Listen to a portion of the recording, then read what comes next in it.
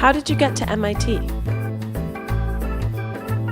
I sort of had a long path to getting here, but I was a math undergrad, and then I actually was an economics PhD for a couple years before deciding that robotics was my true calling, and then through a fortunate series of events ended up working on the DARPA Robotics Challenge, and then ended up in Russ's lab.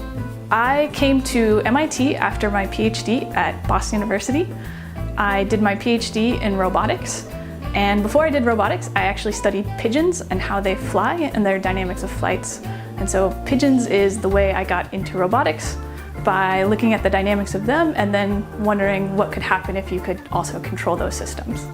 I finished my undergrad and my master's back in 2011, and then I was working in industry for 2 years at Johns Hopkins Applied Physics Lab, which was fun, but it was more development, and I really wanted to do research. I really wanted to go back for my PhD. So I worked on a few research projects, and I applied for my PhD a few places, got accepted to a few, got rejected from a lot, and I wound up joining everybody here at MIT for my PhD. So I did my undergrad here, and I really liked the community, and especially I did a UROP, the undergraduate research with Daniela, so I enjoyed that, and I was happy to stay on as a grad student.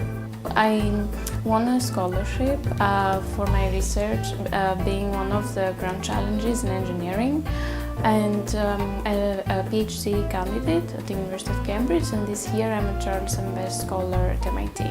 I had mentioned to an undergrad professor that I was thinking about maybe applying to PhD programs, and she said, you know, you should do it. You should definitely do it.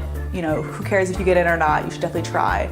And I think that little push, that someone believing in me, was what I needed to get over my fear and apply to MIT, and that is how I got in. I came here as an undergrad, and I came to the admittance day weekend, and it was a lot different than all of the other colleges I had been to, and everyone I met was really interesting, so I sort of just decided to come, and then once I was here, it became really hard to leave, so I'm still here.